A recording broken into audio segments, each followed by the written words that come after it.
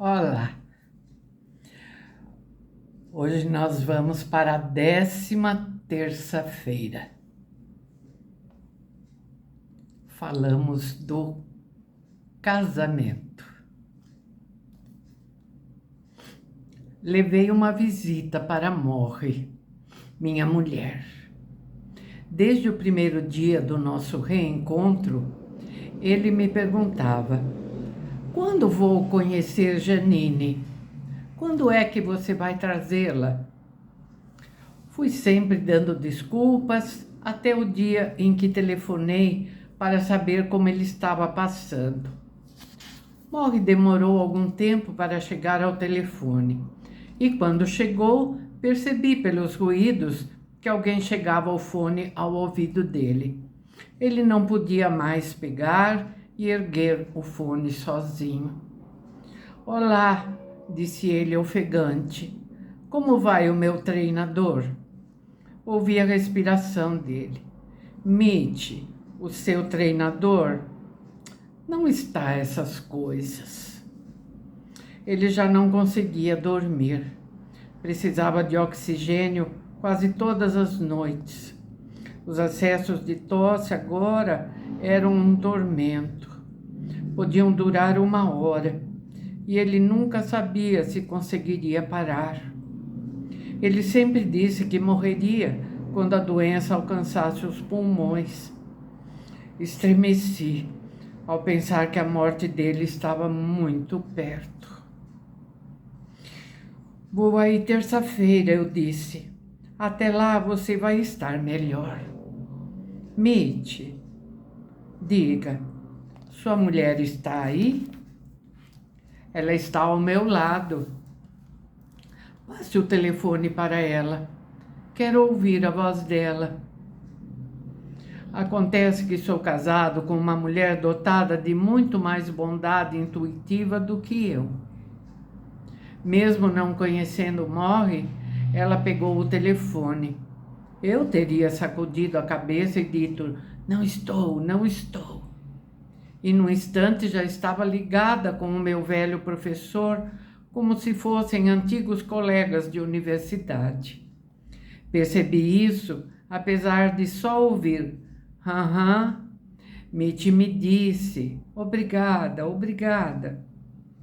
Quando desligou, ela disse, na próxima vez, vou também. Foi assim. Estávamos no estúdio dele, cada um de um lado da espreguiçadeira. Morrie era um flertador inofensivo, segundo ele mesmo. Frequentemente parava para tossir, mas parecia encontrar novas reservas de energia com a presença de Janine. Olhou fotos de nosso casamento levadas por ela. Você é de Detroit? Perguntou ele. Sou, disse Janine. Lecionei em Detroit por 1 ano, no fim da década de 40. Tenho uma história engraçada a esse respeito. Parou para assoar o nariz. Atrapalhou-se ao pegar o lenço de papel. Ajudei-o. Ele assoou fracamente. Apertei o lenço delicadamente contra o nariz dele. Depois o retirei como faz uma mãe com o filhinho. Obrigado, Mitch, disse e olhou para Janine. Meu ajudante. E que ajudante! Janine sorriu. Voltando à história. Havia um bando de sociólogos na universidade e jogávamos pôquer com outros professores, entre eles um cara que era cirurgião. Uma noite, depois do jogo, ele disse, Morrie, quero ver você trabalhando. Ótimo, eu disse. Então, ele foi a uma aula minha e ficou me olhando ensinar. Quando a aula terminou, ele disse, muito bem, agora que tal você me ver trabalhar? Vou operar esta noite. Para retribuir o favor, aceitei. Ele me levou ao hospital, continuou. Lave as mãos, ponha uma máscara, vista um jaleco, disse ele. Quando dei por mim, estava ao lado dele na mesa de operação. Na mesa, uma senhora, nua do busto para baixo. Ele pegou uma faca e foi cortando, zip, zip, sem mais nem menos. Aí, Morre levantou um dedo e girou-o no ar. Eu fui ficando assim, a ponto de desmaiar. Todo aquele sangue. A enfermeira ao meu lado disse: algum problema, doutor? Respondi: não sou doutor coisa nenhuma, quero sair daqui. Eu e Janine rimos. Morre riu também, com o máximo de espontaneidade, considerando-se as suas limitações respiratórias. Era a primeira vez em muitas semanas que eu o ouvia contar uma história assim.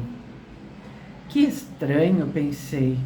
O homem que quase desmaiou um dia só de ver a doença de outra pessoa, agora suportava com bravura a sua. Cone bateu à porta e avisou que o almoço estava pronto. Não eram a sopa de cenoura, os bolinhos de legume e a pasta grega que eu havia levado aquela manhã do mercado. Eu agora procurava as comidas mais fáceis de mastigar e engolir. E mesmo assim, elas ficavam acima da capacidade de Morre. Ele já estava comendo quase só alimentos líquidos. Charlotte transformava quase tudo em purê de baixa consistência. Ele era alimentado por um canudo. Eu ainda fazia compras toda semana e chegava com as sacolas para mostrar a Morre. Porém, era mais para ver a expressão do rosto dele. Quando eu abria a geladeira, havia uma grande quantidade de embalagens de comida. Acho que, no fundo, esperava que um dia ele voltasse a comer um almoço de verdade em minha companhia, ou olhando o seu jeito desmazelado de falar mastigando, fragmentos de comida pulando alegremente da boca. Era uma esperança absurda. Sabe, Janine, disse Morre. Ela sorriu. Você é linda. Me dê a mão. Ela deu-lhe a mão. Mitch me disse que você é cantora profissional. Janine confirmou. Uma grande cantora. Oh, não, disse ela rindo. Isso é ele quem diz. Morre ergueu as sobrancelhas. Pode cantar alguma coisa para mim? Estou habituado a ouvir alguém fazer esse pedido a Janine desde que a conheço. Quando as pessoas ficam sabendo que alguém ganha a vida cantando, sempre pedem a ela para cantar alguma coisa. Reservada quanto ao seu talento e perfeccionista quanto a condições, Janine nunca atende a esses pedidos. Recusa-se delicadamente. Era o que eu esperava agora. Mas ela começou a cantar. Tem um trechinho da letra aqui, toda em inglês. Me perdoem a pronúncia, tá? The very touch of you, and I forget to do the little ordinary things everyone ought to do. Eu não sei pela letra aqui que melodia é. A tradução é a seguinte: só de pensar em você e esqueço de fazer aquelas pequeninas coisas que toda gente precisa fazer. Está aqui como nota do tradutor. Era um sucesso dos anos 30, de autoria de Ray Nobel, que Janine cantou docemente olhando para Morre. Mais uma vez fiquei pasmo com a capacidade que Morrie tinha de extrair emoção de pessoas que, em geral, a bloqueiam. Ele fechou os olhos para absorver a música. À medida que a bela voz de minha mulher enchia o ambiente, um sorriso ia crescendo no rosto de Morrie. E se o corpo dele era inerme, aqui está inerme, bom, como um saco de areia, quase se podia vê-lo dançando por dentro. Aí continua a letra. Eu vou ler só a tradução, tá bom? Vejo o seu rosto em cada flor, seus olhos nas estrelas do alto. Só de pensar em você, meu amor. Quando ela terminou, Morrie abriu os olhos e as lágrimas rolaram por seu rosto. Durante todos os anos em que ouvi minha mulher cantar, nunca a tinha ouvido como cantou para Morrie.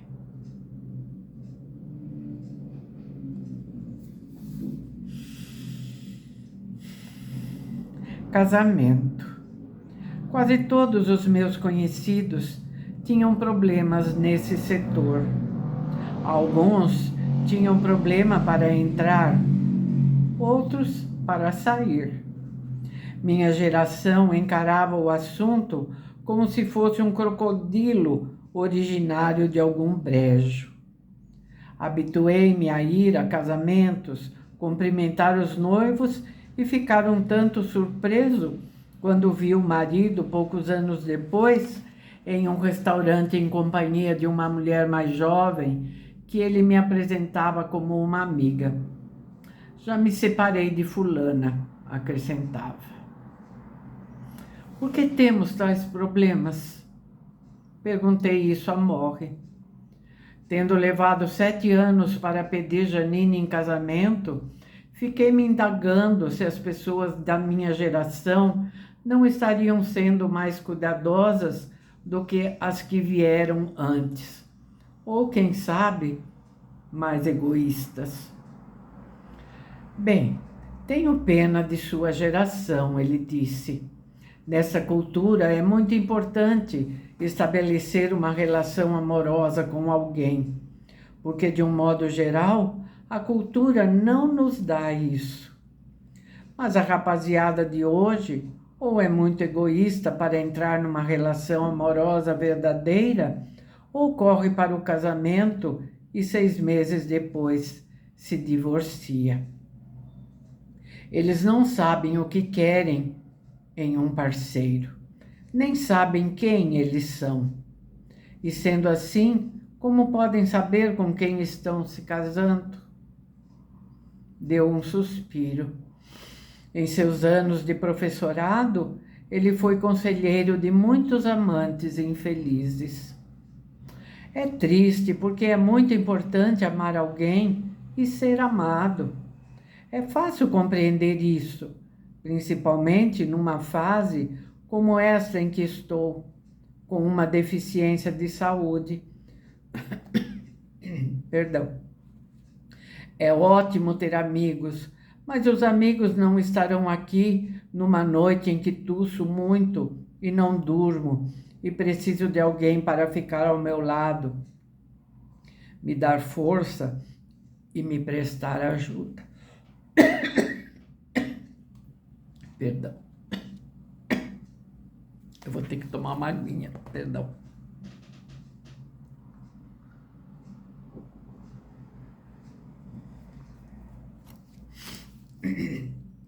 Charlotte e Morrie, que se conheceram quando estudantes, estavam casados há 44 anos.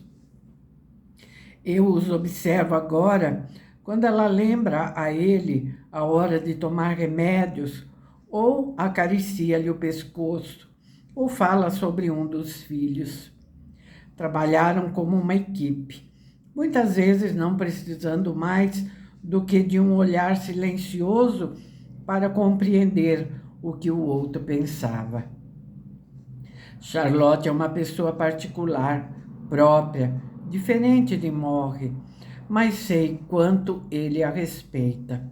Às vezes, quando conversávamos, ele dizia: Charlotte pode não gostar se eu revelar isso, e encerrava a conversa.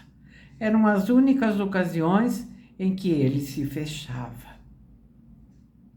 Uma coisa aprendi sobre o casamento, disse ele. É como se nos submetêssemos a um teste. Descobrimos quem somos, quem a outra pessoa é e como nos entrosamos ou não. Existe algum processo para saber se um casamento vai dar certo? As coisas não são simples assim, Mitch, respondeu ele sorrindo. Eu sei. Mesmo assim, há algumas normas aplicáveis a amor e casamento. Se não respeitarmos a outra pessoa, vamos ter muitos problemas. Se não soubermos ceder aqui e ali, vamos ter muitos problemas. Se não conseguirmos falar abertamente sobre o que está acontecendo entre os dois, vamos ter muitos problemas. E se não tivermos um conjunto de valores em comum com a outra pessoa, vamos ter muitos problemas. Os valores devem ser semelhantes. Sabe qual é o mais importante desses valores, Mitch? Diga: acreditar na importância do seu casamento.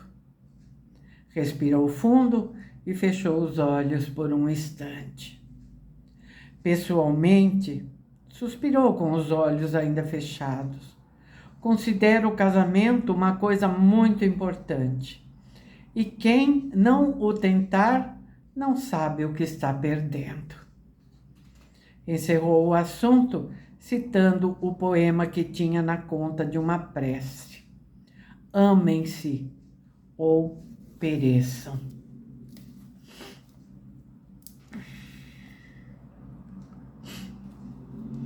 Muito bem, tenho uma pergunta, digo a Morrie. Os dedos descarnados seguram os óculos caídos no peito, que se enche e murcha a cada respiração dificultosa. Faça a pergunta. Lembra-se do livro de Jó? Da Bíblia? Jó é um homem bom, mas Deus o faz sofrer para testar-lhe a fé. Me lembro. Tira-lhe tudo o que tem: casa, dinheiro, família, saúde. Adoece-o para testar-lhe a fé. Isso, para testar-lhe a fé. Fico imaginando. Imaginando o quê? O que é que você acha disso? Morrie tosse violentamente. As mãos trêmulas caem para os lados. Acho que Deus exagerou, diz, sorrindo.